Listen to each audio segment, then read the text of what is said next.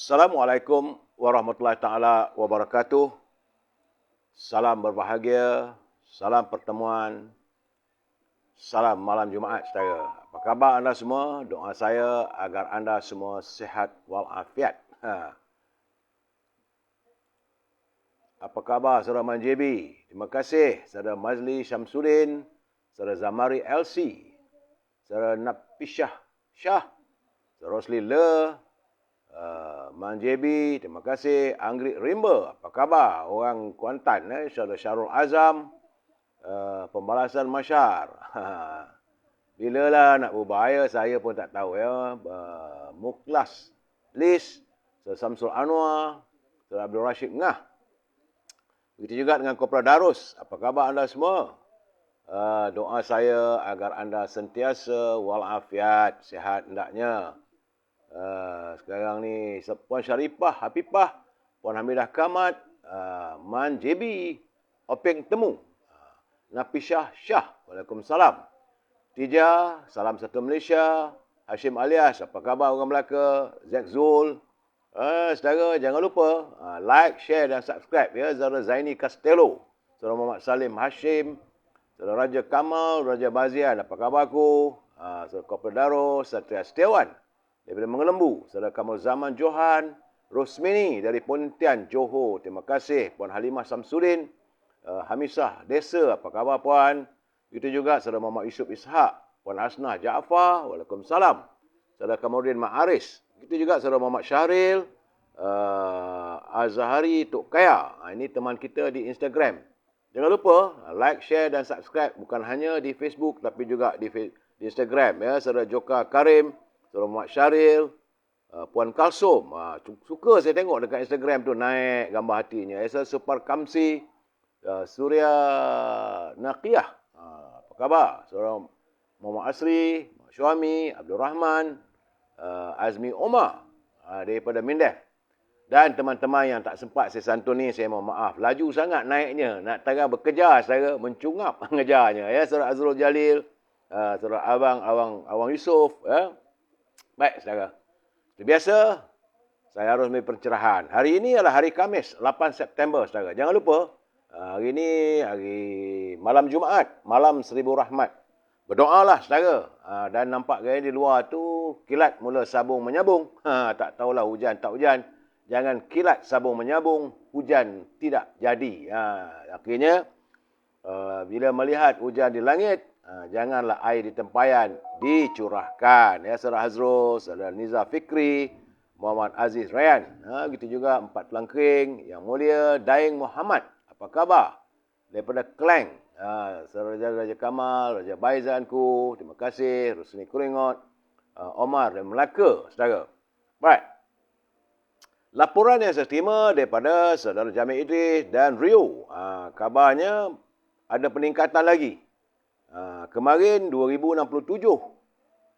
Selepas 3 hari lepas, ini 1000 lebih saja. Hari ini nampak semalam ada peningkatan kepada 2428 warga kita yang dijangkiti oleh COVID-19, saudara. Ini masuk hari yang ke-904, saudara. Dan jumlah terkumpul mereka yang dijangkiti oleh COVID-19 sudah pun 4,798,109 orang. Berhati-hatilah saudara. Bila saya lihat keadaan ni, musim hujan, ada pula tempat-tempat musim banjir. Ini penyakit COVID-19 mudah merebak. Kerana daripada laporan yang saya terima daripada saudara Jamil, saudara Rio, terdapat 10 negeri yang meningkat. Dan susut cuma di 6 negeri, saudara. Tetapi bagaimanapun, di Perak nampak gayanya naik pada 194, Selangor 868. Wilayah Persekutuan dia susut pada 409. Bagaimana saya katakan, Sarawak tiba-tiba dia meningkat balik, sebelah 111 dan Sabah 169. Kedah juga turut meningkat. Jadi itulah 7 negeri yang masih lagi mengalami jangkitan. Mengatasi 100 warga kita, saudara. Yang lain-lain tu alhamdulillah masih lagi bertahan di bawah 100. Ya, saudara Hosman, saudara Jebat Pembela, saudara Zul Marshal, Wahab Zain, Yang Maya. Saudara, laporan COVID-19 telah pun saya laporkan. Dan kita masuk sedikit e-commerce. Jangan lupa berniagalah saudara. Cari rezeki yang halal ya. Puan Rohana Musadi, Nazari Jo, Hashim Qaldi, Hosman Noor. Kalau anda mempunyai produk, selalu saya katakan, hubungilah Al-Azhar di talian 011 330 41241 supaya saya boleh mewawarkan produk saudara. Dan kalau anda berhubung dengan Al-Azhar, jangan lupa dia memasarkan kemian ataupun setangi Al-Baqur yang bila dibakar semerbak harum satu rumah saudara. Terasa kita berada di tanah suci Mekah seperti berada di Masjid Nabawi saudara. Harum baunya tu. Dan Al-Azhar juga memasarkan minyak wangi. Saya daripada tanah Arab. Kegemaran saya adalah minyak wangi Amir Al-Khud. Memang sedap saudara, baunya menyegarkan. Kalau orang tanya kenapa saya sentiasa segar, sebab saya pakai minyak wangi Al-Khud saudara. Amir Al-Khud iaitu digunakan daripada pati kayu gaharu. Al-Azhar juga memasarkan gula O. Ini untuk mereka Saudara Ujang daripada Temerloh. Dia memasarkan juga gula O bagi mereka yang bimbang kalau ada jumlah gula dalam badannya tinggi. Seandainya anda tak dapat berhubung dengan Al-Azhar, Saudara Aidi Rizal dari SP Sungai Petani, apa khabar? Saudara Mat Sepana, warga Cinta Damai. Saudara. Begitu juga Saudara Mat Safri, Cik Norlia, Saudara Maznah, Cik Mat di Instagram. Jangan lupa, teman boleh anda semua boleh berhubung dengan Siti Farehah di talian 017 711 4300. Siti Farehah lain tak ada. Dendeng manis Siti Farehah. Harga masih lagi harga lama, walaupun harga daging naik, harga bahan-bahannya meningkat, tapi dia masih memasarkan dengan harga lama. Saudara, Puan Rohana Musadi, Irwan, selamat malam. Bagi teman-teman di Lembah Kelang, kalau nak mendapat bekalan buah-buahan yang segar, yang manis, harga lebih murah dari pasaran, dan buah-buahan tersebut dihantar terus ke rumah anda, hubungi Syauqi di talian 012 357 5703. Dan akhir sekali saudara, tentulah ini makanan kegemaran saya. Memang saya berkempen. Sedap saudara. Iaitu popiah sirih Lady Maria. Memang sedap. Rasanya rangup, manis dan pedas. Kenapa saya berkempen? Sebab popiah sirih Lady Maria mampu dibeli, mampu dirasa dan mengasyikkan.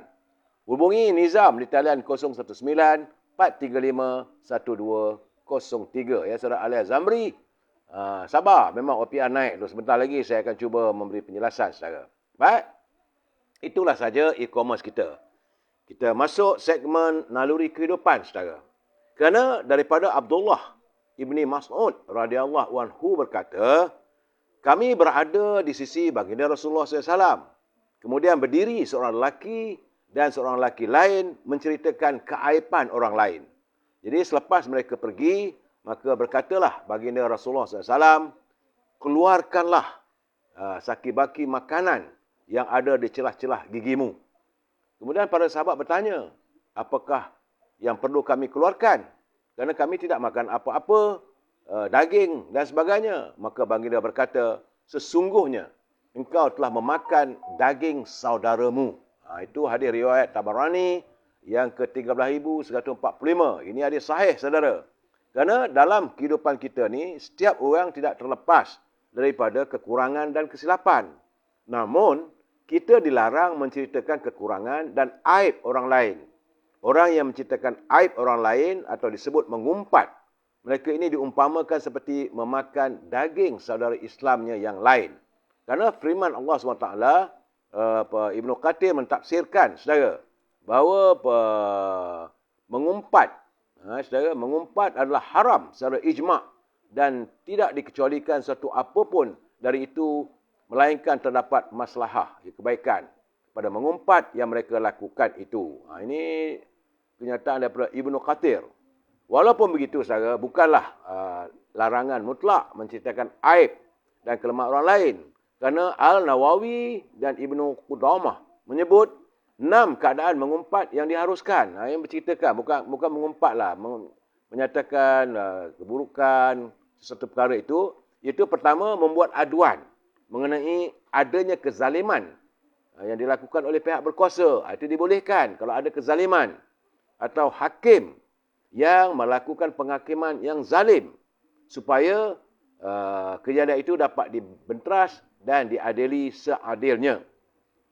Kedua, jika ia meminta bantuan untuk mengubah kemungkaran dan maksiat. Yang ketiga, iaitu meminta fatwa atas sesuatu perlakuan yang dilihat tidak sealiran dengan pemikiran. Kemudian, memberikan peringatan kepada orang lain terhadap kejahatan seseorang agar setiap mereka terhindar daripada kejahatan. Dan akhir sekali, seseorang yang terang-terang melakukan kemungkaran. Itu boleh ditegur. Jadi bukan mengumpat. Namun bila orang itu tak ada, kita mengumpat sebagainya. Kata Rasulullah SAW, seperti memakan daging saudaramu sendiri. Ya, saudara, elakkan. Fikirlah sebaik-baiknya, saudara. Baik, kita masuk segmen mutara kata, kiriman sahabat saya. Katanya, kerana Saidina Ali pernah ditanya. Ini Saidina Ali, ada para sahabat bertanya pada Saidina Ali, berapa ramaikah sahabatmu, wahai Ali? Maka Ali menjawab, aku akan mengiranya saat aku ditimpa musibah. Kita hanya dapat menilai untuk mengetahui berapa ramai sahabat yang kita ada saat kita ditimpa musibah. Kalau waktu kita suka, memang ramai sebab bidalan dan mengatakan, teman ketawa mudah dicari, saudara. Teman menangis, sepilah sendirian. Sebab itu, kata Ali, dia cuma mengira kawan-kawannya atau sahabatnya apabila dia ditimpa oleh musibah. Ingat, saudara. Dan saya sentiasa mengingatkan kepada pimpinan negara agar jangan berbelanja wang negara tanpa had ataupun tanpa kelulusan parlimen. Kerana kita bimbang bahawa negara akan muflis kalau dibelanjakan wang tanpa had. Bicara kita malam ini, kita bercakap soal politik yang munafik. Memang sekarang ni banyak sekarang ni kemunafikan dalam politik, saudara. Namun, perlu kita santuni dulu pantun Pak Nazil. Apa kata Pak Nazil? Yang sentiasa hari-hari menghantar kiriman pantun supaya kita dapat berkongsi bersama. Saudara, menurut Pak Nazil, makan kurma berbuka puasa, mendengar kamat, lalu berhenti. Kalau lama memegang kuasa, pastikan penamat orang menghormati. Jadi kalau kita memegang kuasa yang lama dan sebagainya, pastikan. Saudara, bila saat akhirnya, penamatnya, biarlah orang menghormati dan bukan orang mencerca kita. Ini yang kita harapkan sebab sudah ada tauladan yang kita lihat. Pemimpin yang lama memegang kuasa, akhirnya orang mencerca, memaki hamun. Ini kita tak mahu berlaku dalam masyarakat kita. Tambah Pak Nazir lagi, semut mayat banyak di papan, menghurung padi dalam bekas. Wakil rakyat tidak bersopan, parlimen jadi kandang sarkas. Itu kata Pak Nazir. Kalau kita memilih wakil rakyat yang tidak bersopan, yang tak tahu adab dan sebagainya, akhirnya Dewan Rakyat, Dewan Undangan Negeri jadi macam kandang sarkas, saudara. Berhati-hati, saudara. Kita sudah pun mula menghampiri saat untuk mengadakan pilihan raya umum. Dah hampir dah dekat, saudara.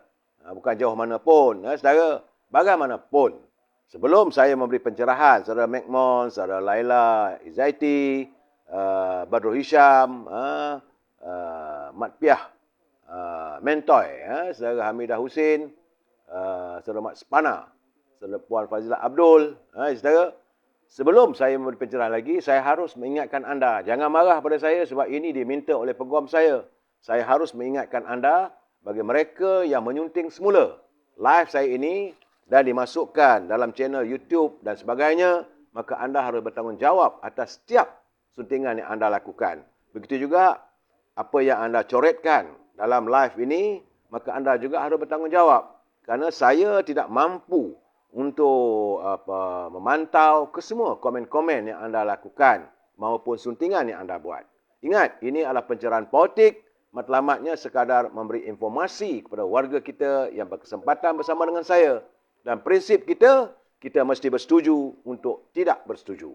Jika anda merasakan apa yang saya beri pencerahan ini tidak bersetuju, tak ada masalah, saya tak marah. Kalau anda nak menyantuni, gunalah bahasa-bahasa yang sebaik mungkin. Bahasa yang saya katakan, bahasa yang harmonis. Kerana kita adalah warga cinta damai. andai anda bersetuju, Alhamdulillah saudara. Dan hari ini kalau saudara dengar live saya ini masih terdengar lagi kilat di luar rumah sabung menyabung. Artinya siang hari tadi panas. Malam sudah pun kelihatan mungkin hujan. Mungkin terjadi ataupun tidak. Tapi bagi mereka yang tinggal berhampiran dengan sungai, ya saudara, ataupun kawasan rendah, tengoklah kalau hujan berlarutan selama lebih daripada 1 jam, bersiap sedialah. Kalau dikatakan pindah, kita pindahlah. Jagalah keselamatan kita, saudara. Dan sekadar pemberitahuan, saya menerima daripada awal pagi tadi. Sahabat ini, ayahanda kita, ini saya panggil Pak Chu. Sebab beliau juga mempunyai tali persaudaraan dengan saya, iaitu Dato' M. Daud Kilau. Sebagaimana dilaporkan oleh Harian Metro dan teman-teman menghantar kiriman kepada saya, bahawa Dato' M. Daud Kilau telah pun dimasukkan ke Hospital Teluk Intan. Awal pagi tadi sekitar jam 2 pagi katanya. Menurut anaknya iaitu Saudara Ahmad Zaini. Hubungan saya dengan Cu Daud, saya panggil dia jauh. Tapi bagaimanapun kita tidak harus memutuskan persaudaraan.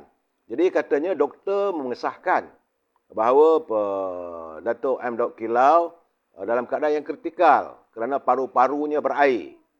Dan pada jam 2 pagi tadi, pihak keluarga telah pun membenarkan untuk para doktor membuat CPR ataupun bantuan pernafasan kecemasan.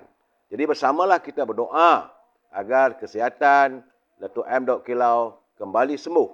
Sebab kita kekurangan warga seni. Tapi bagaimanapun kita berdoa dan keluarganya tabahlah menghadapi dugaan ini. Ya. Saudara Rashid Mustafa RPK kata rakyat Malaysia ni kayu, bukan kayu. Dia terpulanglah masing-masing. Kita mesti bersetuju untuk tidak bersetuju, saudara. Orang nak kata apa berkatalah. Jangan kata parti sudah. Baik, saudara. Berhubung dengan kedudukan ekonomi, saya mendapatkan berita katanya Jawatan Kuasa Dasar Monetary MPC Bank Negara Malaysia telah memutuskan, sebagaimana saya katakan semalam dan kemarin, bahawa Bank Negara menaikkan kadar dasar semalaman OPR sebanyak 25 mata lagi. Dan ini merupakan kenaikan kali ketiga berturut-turut untuk tahun ini. Dan jika ini berlaku, maka mereka yang berhutang dengan bank dan sebagainya bersedialah untuk menghadapi kemungkinan kadar faedah akan dikenakan dan kita terpaksa membayar lebih bulanan. Dan saya khawatir apakah ini bertujuan untuk mengekang inflasi. Sedangkan apa yang dilakukan oleh negara Amerika tidak mampu. Akhirnya inflasi berterusan. Dan mungkin juga ada teman-teman mengatakan mungkin pihak Bank Negara mahu memperkukuhkan kedudukan ringgit Malaysia.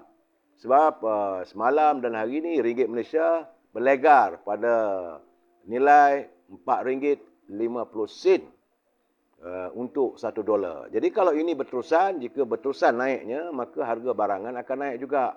Dan inflasi tidak dapat dielakkan. Ini kebimbangan kita.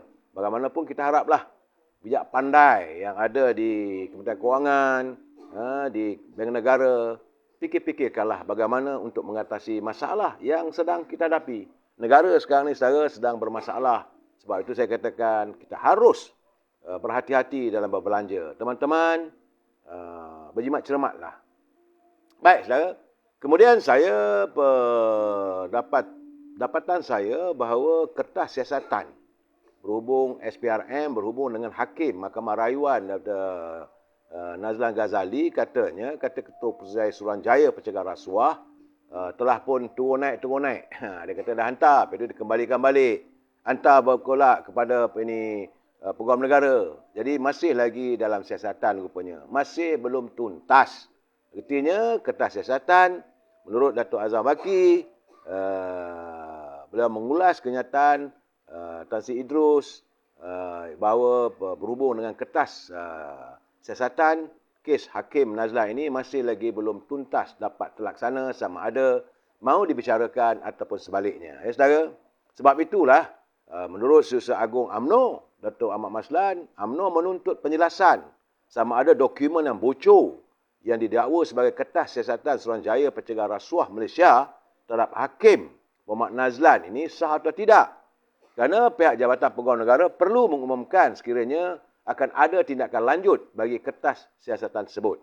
Jadi menurut Datuk Ahmad Maslan, tuntutan itu dikemukakan selepas mahkamah menolak permohonan Datuk Seri Najib bagi mengemukakan bukti baru dalam pendengaran kes dalam pendengaran rayuan kes berhubung rasuah 42 juta melibatkan YMDB dan SRC. Secara dalam bagaimanapun, walau bagaimanapun saya diberitahu, dikabarkan, saya tengok Astro Awani pula melaporkan.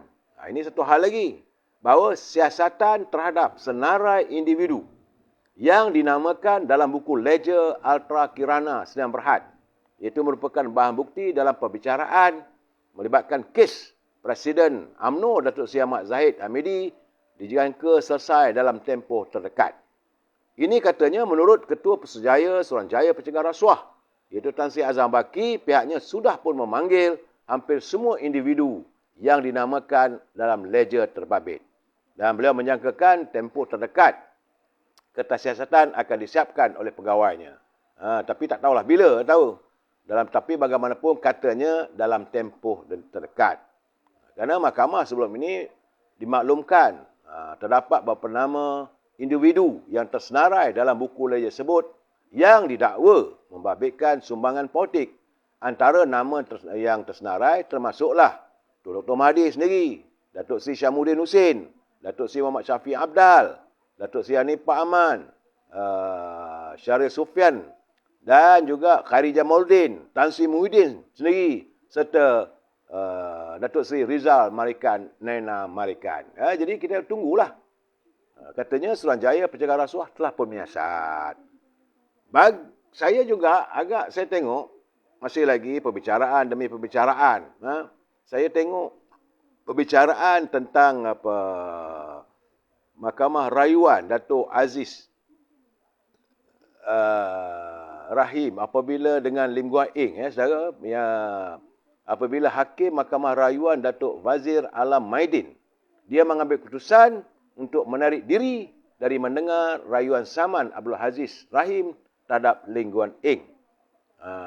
Saudara Hakim Wazir Alam yang mengetuai panel 3 hakim berkata, beliau memutuskan untuk menarik diri daripada mendengar rayuan itu kerana beliau mempunyai kaitan dengan pihak-pihak terbabit ketika dirinya berada dalam bidang guaman. Jadi sepatutnya begitu, saudara. Kalau dia nak jadi hakim, bila namanya ada, dia ada pernah terbabit dalam apa-apa pun sewaktu dia jadi lawyer ataupun jadi peguam, dia harus menarik diri. Saya lihat inilah sepatutnya sikap hakim. Tapi tak tahulah, kita tak boleh nak criticize ataupun kritik badan kehakiman. Tapi apa yang dilakukan oleh hakim hakim mana tadi? Hakim Datuk Wazir Alam Maidin Mira. Ini satu sifat yang mulia. Sepatutnya hakim-hakim lain mencontohilah. Kerana kesan daripada itu, perbicaraan antara Datuk Aziz Rahim berhubung dengan saman antara Aziz dengan Lim Guan Eng, maka ditangguhkan. Saudara, itu gambarannya. Saya rasalah dalam keadaan begini, cuba kita tenangkan fikiran sedikit. Saya tertarik hati sebab tiba-tiba semalam saya terima kiriman. Ini saudara nak marah-marah lah pada saya. Sebab ada tulisan dalam Facebook, kenyataan ataupun tulisan Datuk Ibrahim Ali yang menyatakan, beliau rapat dengan Yang Mulia Tengku Razila Hamzah.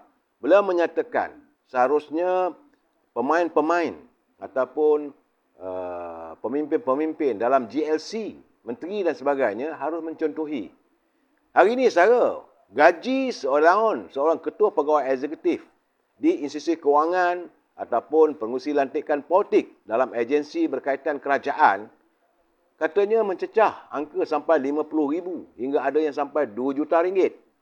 Daripada jumlah lantikan itu, kerajaan membelanjakan ratusan juta ringgit sebulan wang rakyat untuk membayar gaji mereka.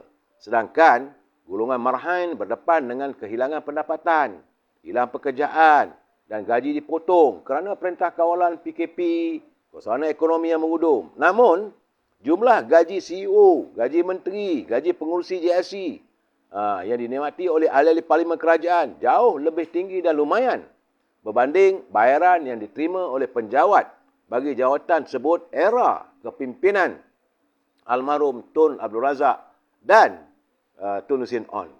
Dan ini jelas apabila Datuk Ibrahim Ali menyatakan beliau berbual dengan Yang Mulia Tengku Razali, dia tak maulah bercakap pada mulanya.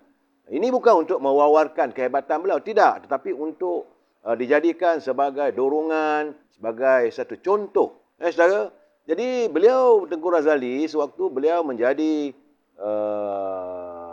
ahli, kira-kira gaji paling tinggi diluluskan Parlimen untuk Perdana Menteri. Satu ketika dulu zaman Tun Razak adalah cuma RM3,750 sebulan saja. Adalah elang lain. Dan apabila Yang Mulia Tengku Razali dilantik sebagai pengarah urusan bank, selepas ni dalam tahun 70-an, ujung tahun 70-an, beliau hanya menerima gaji sejumlah RM3,750. Bonus ketika itu dihadkan cuma 2 bulan saja. Tambah pula dia juga menyandang pelbagai jawatan pengurusi eksekutif Pernas. Begitu juga dengan Petronas. Kabarnya dia tak mengambil gaji pun. Apabila beliau mau pergi ke luar negara, sama ada di London, di Amerika dan sebagainya, selalunya beliau hanya membawa 1-2 orang atau 2-3 hari saja. Tidak bermewah-mewahan. Jika beliau ke seberang laut atas urusan rasmi kerajaan, hanya untuk 2-3 hari saja dan terus pulang ke tanah air sebaik saja selesai. Jadi, ahli Parlimen Gurmusang itu tidak menerima gaji sebagai pengerusi eksekutif Petronas. Sedangkan kita tengok hari ini, gaji pengerusi Petronas ratusan ribu. Itu keadaannya. Dan waktu itu beliau tidak ada kereta yang diberikan, tidak ada pemandu. Semua itu sebab dia kata dia dah dapat gaji daripada sebagai pengurusi Bank Bumiputra. Itulah 3,500. Kemudian dia hanya menerima gaji sebanyak 4,000 sebulan dari Petronas beberapa bulan sebelum dilantik sebagai Menteri Kewangan. Lantik sebagai Menteri Kewangan, semua itu ditinggalkannya. Dan itulah keadaan bagaimana pimpinan terdahulu mempunyai wang yang tidak mewah, saudara. Jadi dalam keadaan sekarang ni berbeza, saudara. Hari ini, watak-watak ahli-ahli korporat dan ahli parlimen serta pemimpin lantikan politik menerima gaji puluhan ribu, malahan jutaan ringgit setiap bulan. Gaji CEO bank ada yang dibayar paling rendah pun RM283,000. Ada yang sampai 2.3 juta sebulan. Itu pada tahun 2017. Dan tidak termasuk lantikan politik. Seperti contohnya jawatan duta khas, bertaraf menteri. Gaji saja RM53,000. Manakala pengurusi JLC serendah RM254,000 hingga RM425,000 sebulan. Bezanya jauh sangat. Sebab itu, Yang Mulia Tengku Razali melihat, dia pun hairan macam manalah. Saya pernah berbual dengan beliau. Beliau mengatakan, kenapa dibayar gaji sebegitu tinggi? Sepatutnya, mereka menjadi pengurusi, menyumbangkan tenaga dan buah fikiran untuk memajukan syarikat yang mereka pimpin. Itu keadaannya, saudara. Saya melihat agar warga atau pimpinan negara dapat melihat contoh-contoh begini, saudara. Bukan mudah untuk belanja. Saudara Musang berjanggut, kalau Presiden utuskan surat kepada Yang di-Pertuan Agong, tak bolehkah nyatakan kepada Yang di-Pertuan Agong berkaitan kes Nazlan? Nah, ini bagi saya soal itu terpulanglah. Kita tak boleh campur. Itu kuasa Perdana Menteri. Kita tak boleh ajarlah Perdana Menteri nak buat apa. Semua yang saya katakan tadi, ini soal pendapatan. Rakyat susah. Kenapa pimpinan mendapat bayaran begitu besar? Jadi wakil rakyat, jadi pengurusi JLC, gaji menteri, gaji duta pun sampai RM53,000. Berbeza dengan zaman-zaman terdahulu. Itu keadaan, saudara. Baik, saudara.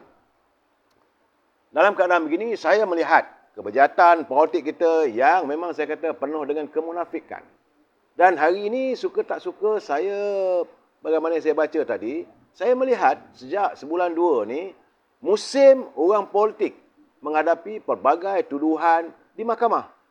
Dan bila ini terjadi, saya tengok sejauh mana benar tak tahu kita. Tetapi siapa yang paling untung? Yang paling untung adalah peguam-peguam bela. Sebab kos untuk mendapatkan bantuan guaman dan sebagainya mencecah jutaan ringgit. Itu keadaan saya. Jadi yang untung adalah peguam, bukan orang yang dituduh. Jadi sebab itu dalam keadaan sekarang ni kena fikirlah. Tak tahulah macam mana. Saudara Mat Semana, santunilah rakyat, itu yang terbaik. Benar. Dalam keadaan sekarang ni, rakyat tak disantuni. Tapi peguam dapat gaji. Bukan dapat gaji, saudara. Dapat imbuhan. Bila mereka membela seseorang pemimpin politik itu, jutaan ringgit. Tapi bagaimanapun, alhamdulillah setakat hari ini, negara kita masih aman. Ya, saudara. Cuma, saya tadi berbual dengan seorang ahli politik. Beliau merupakan ahli parlimen. Tak perlulah saya katakan dari parti mana, dari kawasan parlimen mana. Waktu saya berbual tadi, Yang Berhormat bertanya dengan saya, apakah pandangan saya terhadap kepimpinan Yang Berhormat Perdana Menteri? Saya katakan dalam keadaan sekarang ni, saya pun hairan bagaimana sejak akhir-akhir ni, Yang Amat Berhormat Perdana Menteri mengalami defisit sokongan dan keyakinan. Walaupun adalah 4-5 orang keliling kelalangnya tu mengatakan ramai sokong dan sebagainya. Tetapi dapatan saya berada dalam agak kritikal, saudara. Itu dapatan saya. Dalam waktu yang sama, kami berbual juga tentang apakah bajet yang bakal dibentangkan oleh Yang Amat Berhormat Perdana Menteri pada 7 Oktober nanti, kira-kira sebulan daripada sekarang ni, akan mendapat sokongan. Saya bertanya beliau. So dia kata setakat hari ni lah, mereka, kalangan parti-parti pembangkang tidak bersetuju. Jadi kalau dilihat, dia cuba kira saya. Dengan keadilan ada 41 ahli parlimen. DAP ada 42. Amanah ada 11. Di situ saja sudah ada 94 sokongan ahli parlimen daripada parti pembangkang yang tidak menyokong. Begitu juga dengan warisan. Ada 6 orang ahli. Dah jadi 100 orang. Kena daripada Sarawak 25 orang. Jadi artinya kalau campur dengan Sarawak 25 orang, sudah 125 orang. Ahli parlimen kita cuma ada 220 orang saja. Dan kematian 2 orang. Tinggal 220. Datuk Seri Najib sekarang ni berada di penjara Kajang. Tinggal 219.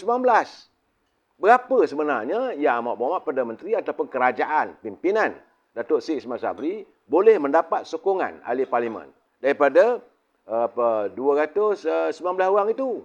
Saudara. Jadi perlu diingat, saya bahawa kalau nak mengharapkan sokongan daripada UMNO sendiri pun, saya cakap terang-teranglah tadi dengan ahli parlimen tersebut. Saya katakan, dari UMNO yang nampaknya sudah tidak begitu bersetuju untuk diadakan pembentangan bajet lebih awal sebelum pilihan raya umum ini, sekitar dalam 4-5 orang. Jangan lupa saya, Datuk Najib tak ada. Tengku Razali memang dia dah umumkan dia bebas. Kemudian bagaimana kalau Presiden sendiri, Datuk Zahid, Datuk Ahmad Maslan, Datuk Dr. Samsul Anwar Nasarah, beliau tidak bersama dengan kerajaan. Begitu juga dengan Ketua Perhubungan UMNO Kelantan, Datuk Jazlan. Kalau begitu keadaannya, dah jadi 131 orang, saudara. Against the 220. Jadi cuma yang tinggal 100, 100,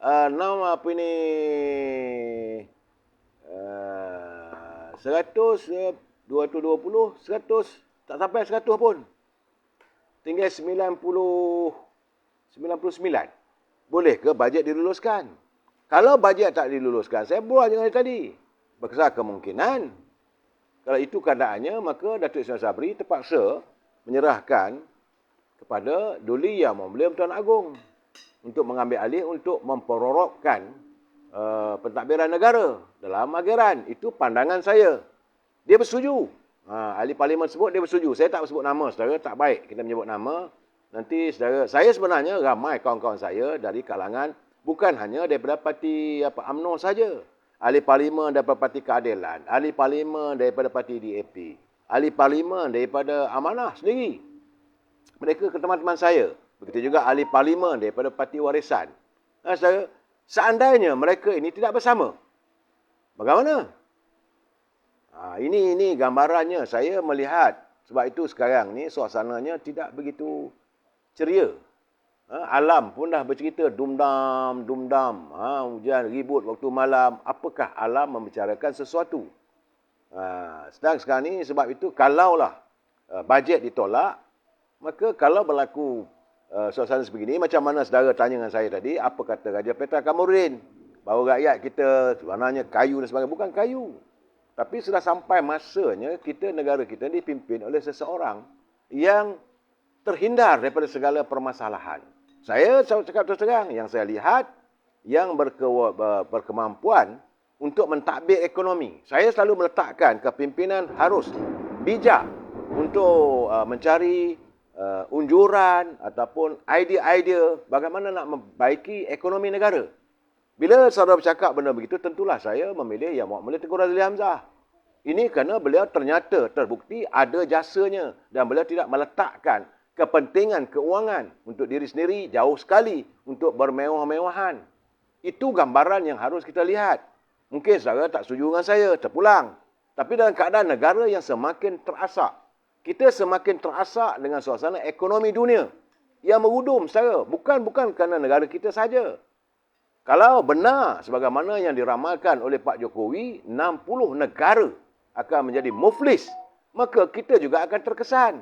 Walaupun kita mampu untuk menyelamatkan, kerana dapatan saya sehingga saat ini, waktu Datuk Seri Najib jadi Perdana Menteri dulu, dia membuat pinjaman bukan di luar.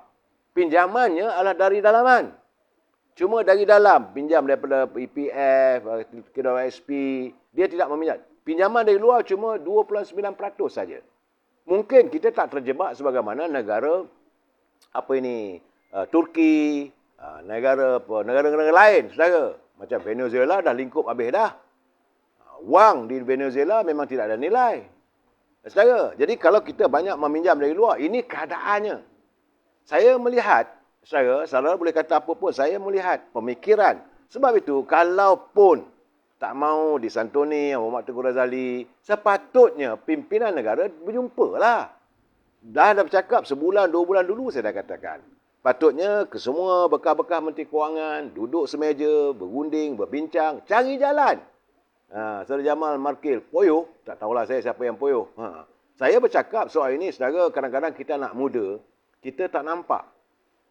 Saudara, kadang-kadang kita tak nampak apa yang ada di hadapan kita. Saya dapat melihat pola-pola yang akan berlaku seandainya kita masih alpa dan leka berpolitik. Masalahnya, pemimpin-pemimpin kita ni tidak meletakkan politik itu untuk menjaga keharmonian negara, kemakmuran negara. Tidak. Mereka bermain politik. Bila mereka bermain politik, mereka meletakkan kepentingan diri. Akhirnya, rakyat terabai. Ini yang saya lihat. Saudara, anak-anak muda boleh marah dengan saya, tak apa. Tapi bila sampai waktunya, jangan sampai pula saya katakan pulang paku dua keras, ada pulang paku buah keras. Saudara, ini saya melihat. Benar saudara Haji Rasmin, Datuk Seri Anwar Ibrahim terbaik. Saya setuju, tak ada masalah. Tetapi dalam keadaan pola-pola sekarang ni, saudara mungkin menyokong. Sekarang ini bukan masanya untuk kita menyokong orang itu, orang ini, saudara. Bukan masanya untuk kita mendewakan seseorang. Ini masa kita sedang pun berhadapan dengan suasana yang sebegini. Sebab itu negara memerlukan seorang yang bebas daripada segala permasalahan. Ini yang saya lihat, saudara. Sekarang ni ada teman-teman bertanya dengan saya, apakah hanya ahli UMNO saya yang terbaik? Saya tak kata ahli UMNO yang terbaik. Cuma saya katakan kami daripada warga UMNO. Parti UMNO adalah parti yang lengkap strukturnya. Berbeza dengan parti-parti lain. Tetapi saya lihat sekarang ni semakin bercelaru. Sebagai contoh, hari ini apabila sekali lagi Datuk Seri Anwar Ibrahim, dia terpaksa akur dengan kehendak Pakatan Harapan. Apabila Datuk Parti Amanah Khalid, apabila Khalid Samad, dia buat kenyataan bahawa Amanah mengalu-alukan hasrat Parti Muda untuk menyertai gabungan Pakatan Harapan. Sedangkan warga Parti Keadilan menentang. Jadi kalau diadakan mesyuarat, apakah Datuk Seri Anwar Ibrahim dapat mengekalkan kehendak ahli di peringkat Parti Keadilan? Ini persoalan, saudara. Kalau tidak mampu untuk melakukan ataupun bertegas dengan menyantuni kehendak ahli, tentulah akan mengecewakan ahli-ahli Parti Keadilan.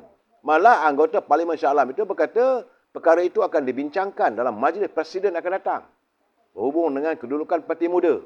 Sebab Parti Muda kemarin telah pun menyuarakan mereka mahu menyertai Pakatan Harapan. Sedangkan ahli-ahli daripada keadilan mereka terasa lukanya. Luka yang mendalam berhubung dengan kedudukan Parti Muda dalam pilihan raya negeri Johor. Jangan lupa. Ini keadaan saya. Warga di peringkat keadilan mereka, saya dengar apa yang dinyatakan dalam live ini Pak Mustafa. Live Yusmadi. Ini live untuk Parti Keadilan. Rata-rata ahli keadilan mereka tak mahu Parti Muda. Sebab luka yang mereka alami. Sebab mereka mengatakan Parti Muda ini sombong. Dan ahli angkat anak muda keadilan juga tak bersetuju. Tapi, kalaulah apabila Khalid Samad mengatakan mereka dia welcome ataupun bersetuju untuk menerima kemasukan Parti Muda pimpinan Syed Saddiq. Begitu juga Siswa Agung DAP, Anthony Loke. Dan sekarang jangan lupa Pakatan Harapan ada DAP, ada Amanah dan ada Keadilan. 2 against 1, akhirnya saya lihat besar kemungkinan Yang Berhormat Datuk Seri Anwar Ibrahim bakal mengecewakan sekali lagi warga akar umbi peringkat ini Parti Keadilan. Itu yang saya katakan, apa cerita politik sekarang ni macam laru sama sekali. Tapi jangan lupa, siapa muda? Saya tak nampak saudara Najib Hassan muda ditajuk oleh DAP. Bukan. Siapa di belakang muda? Di belakang muda semua orang tahu. Kerana Syed Saddiq ini adalah antara pimpinan muda yang cuba dibelai oleh Dr. Mahathir. Apakah Parti Keadilan masih tak serik lagi dengan percaturan politik Dr. Mahathir? Kami warga UMNO dah jelas. Kita tak akan terima dah. Walaupun Anwar Musa kata eloklah Dr. Mahathir masuk UMNO. Kita nahi. Nahi kabi nahi. Itu kami. Tapi bagaimana dengan Parti Keadilan? Menerima apa ini muda adalah seolah-olah menerima unsur-unsur Dr. Mahathir yang di belakangnya. Apakah kita tengok pula Dr. Seri Anwar Ibrahim, dia kalau dengar Dr. Mahathir ni lemah lutut sikit. Sebab reaksi awal Ketua Penerangan PKR, Saudara Fahmi Fazil, dia kata PH akan menyelesaikan isu pembagian kerusi terlebih dahulu sebelum membincangkan hasrat parti lain untuk menyertai gabungan itu. Itu jelas. Artinya bagi peringkat warga keadilan, mereka tak minat dengan kehadiran muda. Itu gambarannya saudara. Saya tak mau cakap lebih daripada itu. Kepada ahli Parti Keadilan, fikir-fikirkanlah. Saudara Fazilah Abdullah, ekonomi bagus kan? Bila masa ekonomi kita bagus? Kalau ekonomi kita bagus, tak adalah duit kita ni $1 Amerika sampai RM4.50. Saudara Badrul Hamid, saya bukan sibuk dengan PKR. Saya menceritakan semua. Saudara jangan marah bila saya sentuh tentang Parti Keadilan, anda marah. Apakah anda orang PKR? Saya sentuh semua. Kerana saya melihat bahawa suasana lenjannya politik negara kita. Itu bab keadilan dengan Pakatan Harapan. Bagaimana pula dengan Perikatan Nasional dan PAS? Ini satu hal lagi.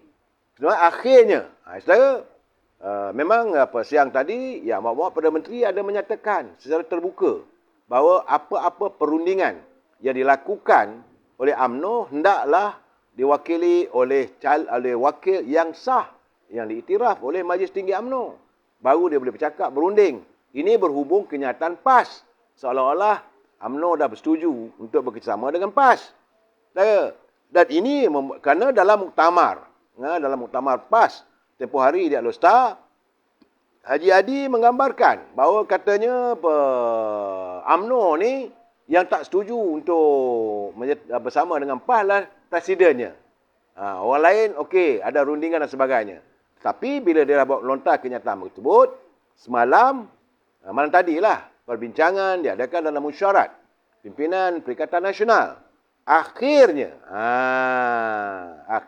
keluarlah kenyataan daripada pimpinan kenyataan media ni, Majlis Tinggi Perikatan Nasional mengambil maklum penjelasan bahawa tiada rundingan resmi dibuat antara PAS dan UMNO.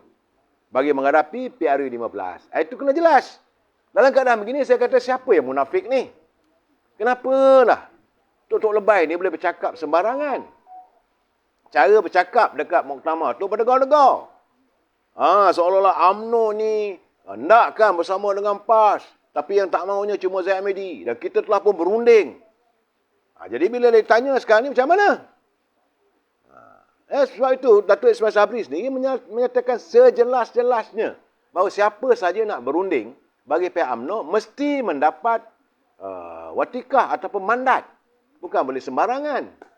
Tapi PAS duk kata begitu sembang sana sembang sini. Akhirnya saya melihat sudah ada seolah macam curiga mencurigai dalam Perikatan Nasional. Saya dah beritahu curiga mencurigai juga dalam Pakatan Harapan. UMNO tak usah ceritalah, penuh dengan berantakan. Dan di saat begini, selagi Yang Amat Berhormat Perdana Menteri melewatkan pilihan raya, lagi berceramuk politik negara kita ini. Dan kalau nak dibuat pilihan raya itu selepas pembentangan bajet, macam saya katakan tadi, apakah ahli-ahli parlimen bersetuju dengan bajet yang akan dibentangkan? Bila saya berbual dengan wakil daripada parti pembangkang, ahli parlimen saudara, bukan main-main, bukan kaleng-kaleng lah saudara. Ahli parlimen, dia menghubungi saya tengah hari tadi. Dia kata belum makan lagi, cuma nak tanya ni, pandangan you ni. Saya kata, yang saya dapat, mengikut takkanlah Yang Berhormat tak dapat. Dia kata dia dapat surat panggilan berkeliling daripada yang ditandatangani oleh Setiausaha Dewan. Iaitu mesyuarat dianjakkan, diawalkan pada 3 hari bulan Oktober.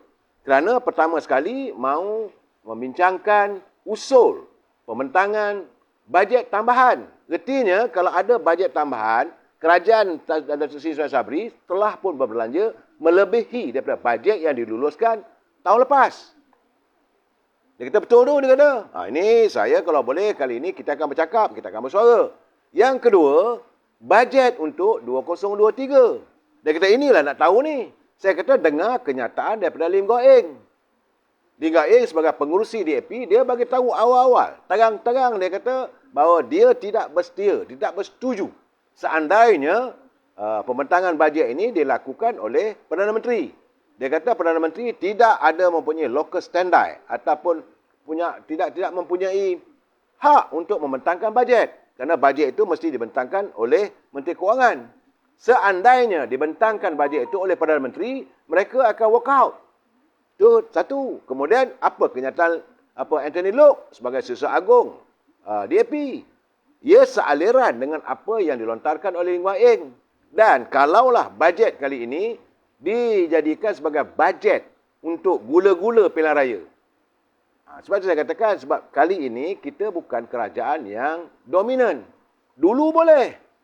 Zaman Dr. Mahathir dulu boleh sebab kita mempunyai majoriti. Dominan sebuah parti. Kalau mereka tak setuju pun bajet boleh diluluskan. Sama ada bajet itu untuk pilihan raya ke, gula-gula pilihan raya ke, boleh. Tapi sekarang, dalam keadaan yang begitu rapuh. Saudara Muhammad Azhar Abdullah, PAS dah mula pening. Itu mereka pening. Tapi masalah sekarang ni, saya rasa Perdana Menteri pun pening. Kalau bajetnya ditolak. Seandainya bajet ditolak, artinya kerajaan itu runtuh. Sebab, macam mana nak berbelanja? Parlimen tidak meluluskan, 1 sen pun wang negara tak boleh dibelanjakan. Ini peruntukan perlembagaan. Jangan main-main. Kalaulah seandainya Yang Amat Berhormat Perdana Menteri berbelanja juga. Sedangkan Parlimen tidak meluluskan, itu kesalahan. Nah ya, jail juga dalam. Itu keadaan saya. Dan sebagaimana saya katakan, perbalan dalam UMNO. Sebab itu saya tengok juga agak cantik juga kenyataan daripada Datuk Sabri Cik. Dia kata menurut Ahli Majlis Tinggi UMNO itu, PAS sudah pun mengisytiharkan. Ini satu hal lagi ni. Ini satu hal lagi ni. Datuk Ismail Sabri kena perhati betul-betul. Dia kata PAS sudah pun mengisytiharkan. Calon Perdana Menteri mereka selepas PRU 15 adalah Tan Sri Muhyiddin. Bukan Datuk Ismail Sabri. Dalam keadaan begini yang kita tak mongeh nak layan ni, buat apa? Ini saya agak terkesan bila tengok betul juga. Kata Datuk Ismail Sabri, Datuk Sabri Cik. Artinya sekaligus bahawa PAS sudah menolak kepimpinan Datuk Seri Ismail Sabri sebagai Perdana Menteri. Kita UMNO bersetuju. Kalau kita menang, kita nak jadikan Datuk Ismail Sabri sebagai Perdana Menteri. Sebab itu kita rasakan dipercepatkan pilihan raya ini supaya kita dapat kemenangan. Lepas tu Datuk Ismail Sabri pula melewatkan. Bila dilewatkan keadaan ini, bagaimana kalau kita tewas? Bagaimana pula kalau ada pimpinan daripada PBM, PAS ni, mereka juga memenangi beberapa kursi. Mereka akan menuntut supaya Datuk Tan Sri Mohidin jadi Perdana Menteri. Ini perlu dipikirkan, saudara. Ini kemunafikan dalam politik semakin menjadi-jadi, saudara. Dan kita harus terima hakikat. Bahawa apa yang menyambar, saudara. Panggil. Siapa? Tolonglah cerahkan sikit. Aduhai. Saya berbicara dengan anda dalam gelap. Apa yang saya ada ini adalah secara live saya melalui telefon. Budak saudara, saudara. Ini gelap ni. Terkejut juga saya. Panggil. Tolong. Ada treat lah. Kilat sudah sambung menyambung. Jadi berbalik pada keadaan begini, saudara. Berbicara dari dalam gelap. Saudara. Masing-masing parti ada poster boy. Nampak gayanya begitu, saudara. Dan dalam keadaan begini, saya haraplah agar Yang Mohd Perdana Menteri jangan fikirkan sangatlah soal apa pun. Percepatkan pilihan raya, that is the best way lah. Saudara, mungkin saya tak dapat tengok muka saya dalam gelap. Saudara. Dan ini berhubung dengan lawatan Yang Mohd Perdana Menteri nak pergi ke Amerika ni. Saya pula menerima hari ini pandangan saudara Rizal. Ini pandangan ini harus dilihat juga, saudara. Kilat kuat, memang kilat kuat sambar menyambar. Tapi hujan belum tahu lagi. Tapi nampak muka saya, alhamdulillah, tak apalah. Nampak muka saya dalam gelap. Saudara, berbicara dari dalam gelap. Bahaya tu katanya, petir dan kuat. Tak apa. Jerit punya jerit sampai blackout terus, Alif.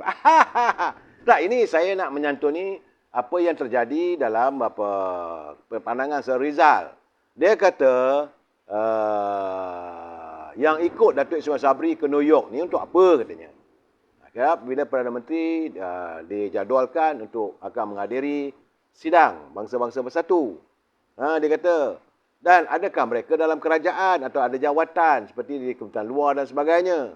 Jadi kalau ada jawatan dalam kerajaan tu, okeylah juga.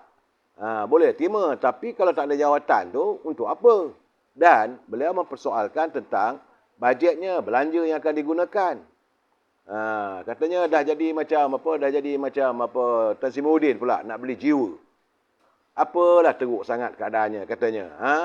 Jadi sekarang ni katanya, kalau mereka pergi untuk menandatangani MOU untuk mau pelaburan, okey.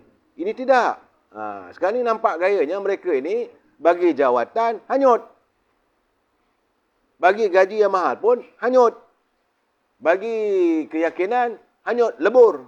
Sedangkan yang berjuang, katanya, dia sealiran dengan pemikiran saya, yang berjuang di akar rombi ni tidak bergerta pun. Tak berjawatan pun. Malah mereka tak ada apa-apa pun. Jadi, beliau mengharapkan agar Yang Mohd Perdana Menteri fikir-fikirkanlah. Ini soalnya sebab bila dah dikatakan sampai 10 orang pergi, belanjanya mahal, saudara. Sebab itu, saudara Masyarakat dia kata bubar je Parlimen. Itu betul. Along Jeff, Musam berjanggut. Selagi ni Abduh tak jadi Presiden PAS, lagi itulah memang keadaannya, saudara. Saya agak tertarik hati bila mengikuti kenyataan daripada Menteri di Jabatan Perdana Menteri. Sebab Datuk Seri Dr. Wan Junaidi, sebab orang dah bercakap soal pilihan raya sekarang ni, dia kata bahawa tiada halangan calon-calon yang ada kes mahkamah untuk bertanding dalam PRU15. Itu jelas. Jadi janganlah pula kita dengar sembang-sembang kawat mengarut tu. Dia kata keadaan akan kembali ke era 90-an dengan proses pencalonan seperti biasa. Kalau kita mewujudkan satu undang-undang baru, dah tak nampak demokrasinya. Sebab itu hari ini saya tengok juga berhubung dengan kenyataan Haji Hadi dan sebagainya, memanglah pendekar UMNO daripada Johor, Datuk Nur Jazlan, dia mencabar Haji Hadi.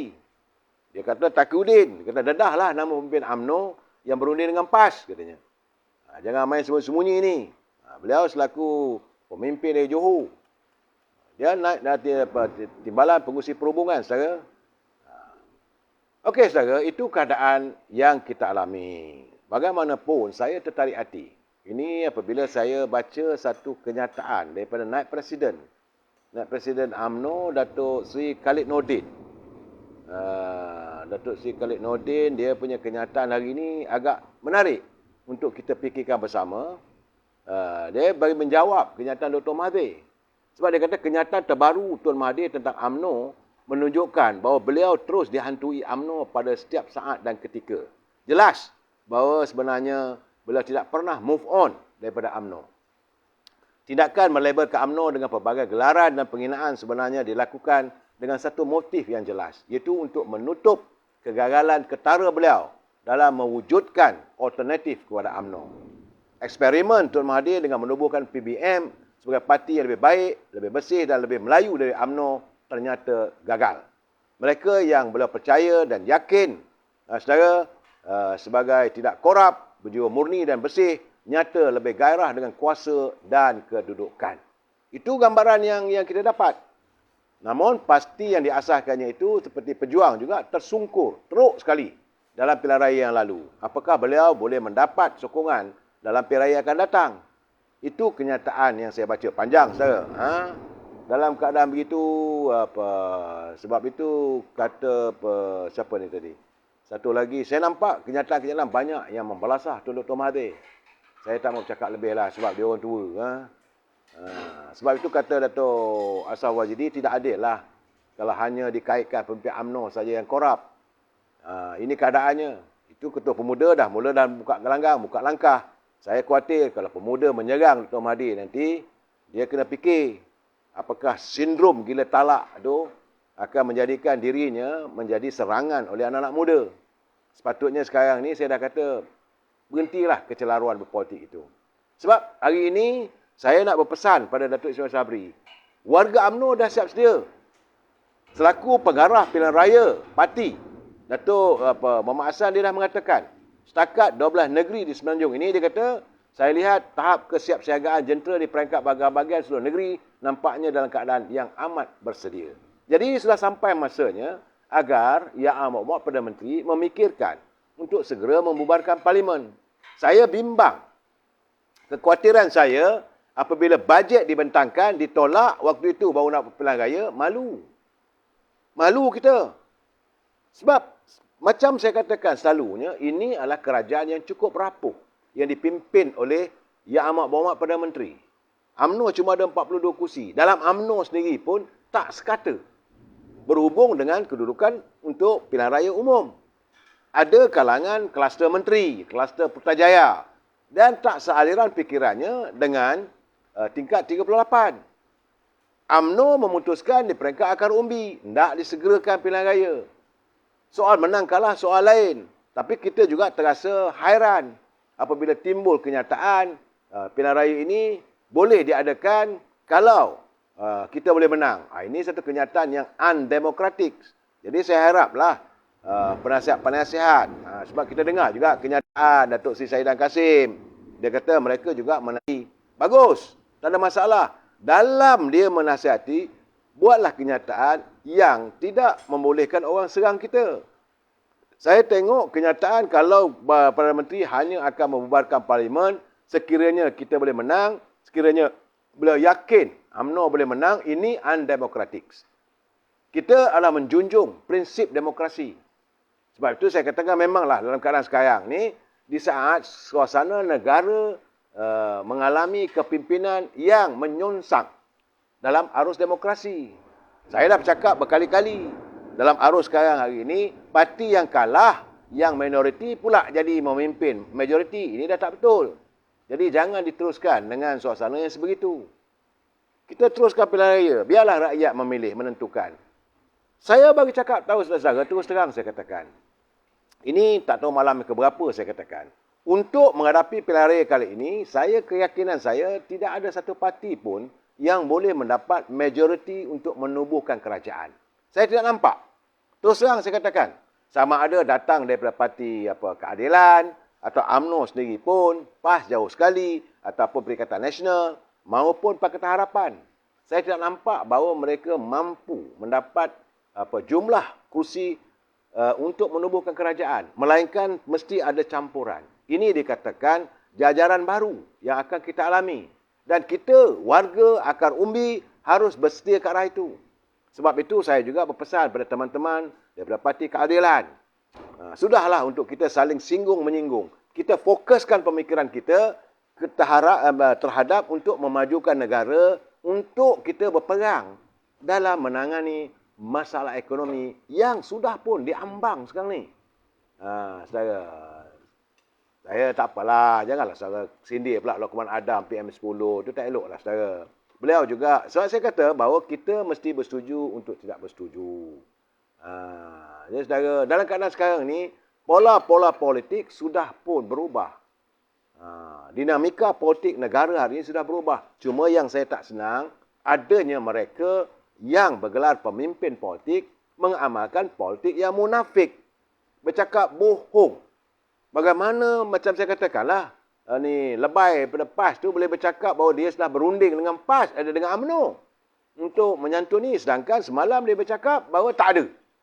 Jadi depan ahlinya, sebab itu saya katakan dalam PAS sendiri adalah berantakan sama mereka. Saudara, kita sambung lagi malam esok lah. Kata orang hujan perlebat, tumtam. Ya, jumpa lagi malam esok. Wabillahi taufiq wa hidayah. Assalamualaikum warahmatullahi taala wabarakatuh. Selamat mendoakan sesuatu yang baik kerana malam ini adalah malam 1000 rahmat. Terima kasih saudara.